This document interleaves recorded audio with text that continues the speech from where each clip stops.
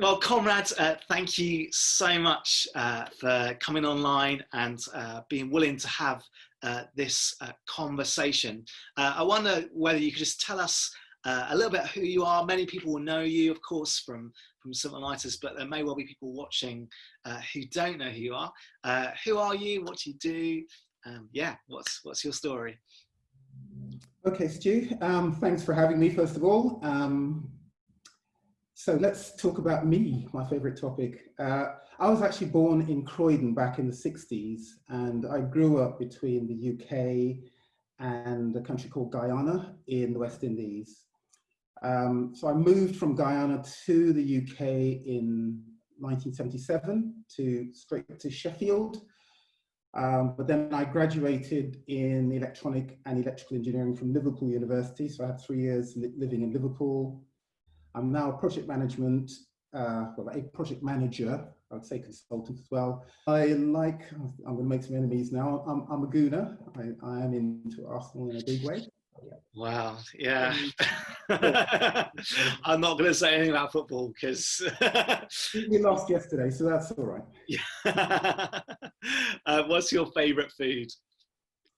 Favorite food? I do like a vegetable curry with dal puri, which is West Indian style dal puri. But yeah, I have a range of things really. Food, I love food. Awesome. Well, Conrad, many of us will have been shocked, horrified even, at the murder of George Floyd in the States, and then really struck by all that's happened in the weeks since then as protests have kind of started to happen around the world, and the rise really of the Black Lives Matter movement. And just wondered what your thoughts are on this. What's your sort of perspective on what's going on at the moment? Well, Stu, for me, it's been quite a challenge. It's been tiring, exhausting, almost relentless through the day, everyday stuff just coming through Facebook, social media, WhatsApp. My WhatsApp's always fed with stories of injustice anyway, particularly against people of color, and that really is nothing new. For years and years, I've always had, colleagues, friends sending me stuff saying, look what they've done now. But when I saw the George Floyd murder, I was absolutely enraged. I've seen similar things in the past, but that was just, I don't have the words for it really. But I actually expected that people would do what they normally do and just go, nah, whatever, take another blue pill, go back to sleep, just get on with life. Yeah. So yeah, over the last few weeks, emotional roller coaster without a doubt. The big surprise for me is how much people have been prepared to protest over this, and the range of humanity who've been involved in these protests. So it's not just, sort of Black people getting into the streets, people of all ages, all colors, all creeds, all races, just coming together and protesting, all saying enough is enough, and really kind of echoing a lot of the feelings I had. That's really buoyed me. I've seen people protesting peacefully, and I've seen some expressing their rage through violence and looting. And I understand it. While people would probably expect me to condemn it, I'm not going to jump on that bandwagon, because it's quite easy for me, for my position of privilege, to kind of say, look what they're doing. But I don't know. It's easy to set saint-like standards for people when you don't know what they've gone through and you don't know where they're coming from. And for those that are looting or whatever, it might be their one opportunity. And I just say, whatever. I just have to accept that they are feeling a lot of pain and they're in a bad place. Thank you. Growing up, I guess, partly in the UK, partly overseas in Guyana, what have you noticed, what have you observed as a Black man, your own experience or others? What do you think, I guess, Yeah, what have been some of the things you've experienced? Some of the things that you observe as a black man in the UK today? Um, well, okay, I mean, I was born in England, and when I was born, my dad, by strange timing, my dad lost his job, lost his home, and we were starting from a very low point. But by the time I got to my mid-teens, I was in Guyana. He was a respected senior manager. He was traveling the world. He was a top chemist representing a national company. So I've had that experience of being quite poor and that of being quite privileged.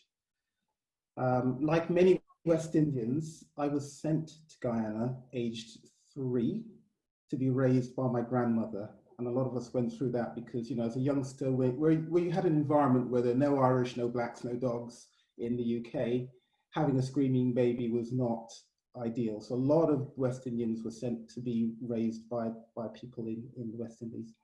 I came back at the age of 9, went back again when I was, I came back at age 6, went back when I was 9, and then came back again when I was about 15, 14, 15. So I had my formative years in Guyana, and I had an excellent education.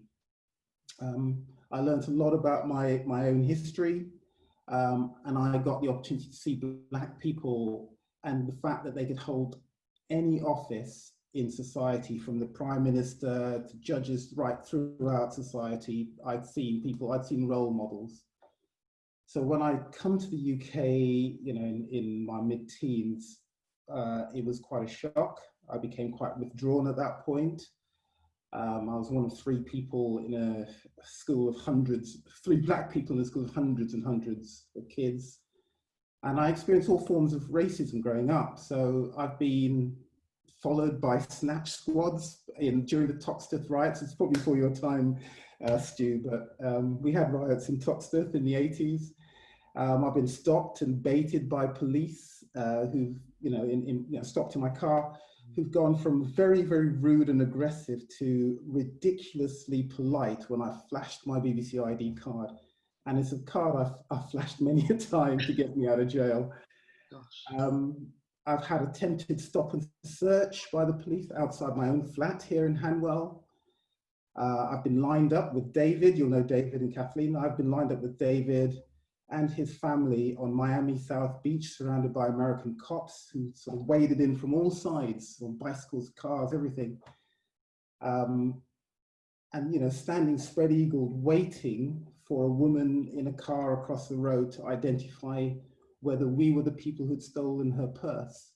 Bear in mind, we'd only been in the country like 3 hours.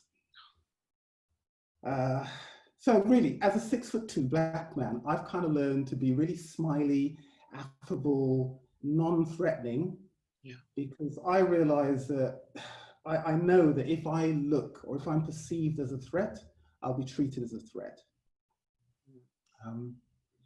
And for me, okay, these are sort of personal things, but the more insidious thing, and the thing that I'm really pleased that people are talking about more today, is the insidious, structural, or systematic racism. That's the sort of thing I think that it affects your life chances in a big way. People calling me names, knock yourselves out. But I'll just quote an example of something someone pointed out to me. When we had the big clap for NHS, it was big front page news over all of the newspapers. And someone pointed out to me, look at all these wonderful pictures of smiling white nurses and doctors adorning all of our newspapers, every one of them, not one single person of color, not one. And we know that we are overrepresented in the National Health Service. So, and we also know actually the first 10 or 11 doctors to die of COVID were black, or certainly non-white. And it just, it is frustrating just to see yourself just whitewashed out of history, out of anything positive. Sorry, I'm going on now. I'll stop. Conrad, thank you for being so honest. I know. Start ranting. Just no, not at all. and I know perhaps actually some people who are watching this now will be shocked to hear some of those experiences. Um, many people who I guess take what they have for granted. And they, if you ask them, people from a white British background, they say, "Well, I'm not racist," but actually, what I think part of what's happened over the last few weeks is this sort of recognition, as you were saying, that racism isn't just judging someone as an individual, but it's a systemic kind of underlying thing that shapes our whole culture, our whole way we see the world. And I just wondered if you had any thoughts on what it might mean for those of us who are not from a black background to become not just not racist, as it were, but actually anti-racist, to really learn and to understand that we see the world for a particular way. Have you got any thoughts on that at all? Well, yeah, I mean, for me, it is about the systemic racism, as I mentioned earlier. And for me, it's all kind of started, it began with the enslavement of a people and the stigmatizing of a darker skin tone as being justification for that enslavement. And as we sit here today, I've heard lots of people, black and white, saying, why do we have to keep going on about history and slavery and all that? But that is where it started. That's the foundation, and it's got hundreds and hundreds and hundreds of years of history behind it. None of us alive today were responsible for creating that system, but all of us live in it, and whether you perceive it or not, your privilege doesn't, the fact you can't see your privilege doesn't stop you benefiting from it. And it's not a topic that you can really just kind of shrug your shoulders and be neutral on. You can't sit on the fence on this one. You really have got to pick a side. And I'm quoting here from Margaret Jones's Facebook page, where she had a quote from Elie Wiesel, where he says, neutrality only helps the oppressor, and silence only encourages the tormentor. So you've got to pick a side. Yeah. And the thing about being colorblind, to me, that's not the answer. You can't ignore someone's color or their history. It's not about saying all lives matter. Yes, all lives matter, but at the moment we have a specific issue. And telling me all lives matter is like saying, my child can't go to A&E until we can find an ambulance that's big enough to take all the neighborhood's kids to A&E. And it's my child that's actually in trouble right now. So yeah, it's one of those things that just drives me potty every time I hear it. But no, my feeling is you cannot sit on the fence. It is absolutely, it's about what you do. It's the actions you take. It's not about deleting your color and my color. It's about the actions you take. So when you see white cop kills black man, you're not changing the white and the black. What you're changing is the kills. The verb needs to change. Yeah. Thank you. I mean, I know many of us are really on this journey of trying to understand, to listen, and hopefully to change. And I want to say thank you to you for just being so open and honest and passionate and willing to kind of help us in this area and to share your own experience. I wonder, just before we finish, whether there's anything you might suggest for those of us who really are wanting to grow, to learn, to better understand, that anything you might suggest we do. Right. I should have said at the beginning of this, I could only speak for myself. And I'm not going to pretend to tell people how to behave or how to be better. I've got a ways to go. I've got some growing to do myself. But for me, people have been protesting about this for centuries, peacefully and violently, and very little has changed. And for me, the thing you could do above all is just listen.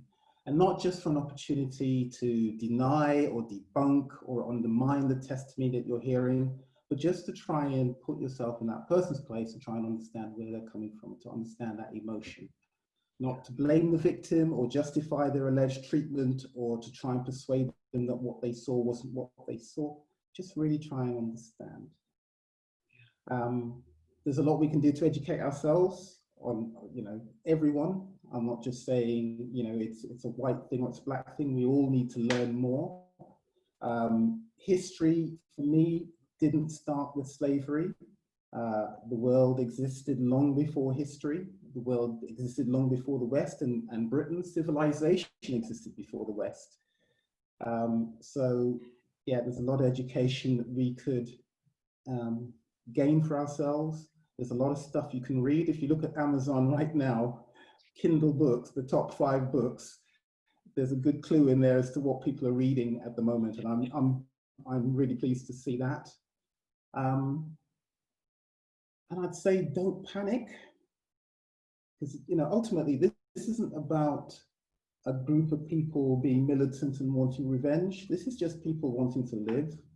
They're not looking to reverse the situation. They just want to live. They just want equality. They just want to go about being normal people with normal families without having to look over their shoulders or behave differently. I don't think that's too much to ask. That's so helpful. Conrad, I mean, I've said it already, but thank you so much. It's just so helpful to hear your story, your experience, and your passion. Thank you for helping us, hopefully, to grow together as a church family. And it's very much part of a journey that we know, and there's a lot of work to do. But thank you for opening up and sharing with us today. My pleasure, Stu. I'm actually shaking a bit now. But yeah, no, thank you so much for that. Thanks for taking the time out to actually listen, because that's important. And it's not just about me. There are lots of other people that will have different perspectives. I can only give my own. Yeah. Thanks so much, Conrad. Hopefully it won't be too long before we meet again in person. But until then, take care. God bless. Thank you. Look forward to it.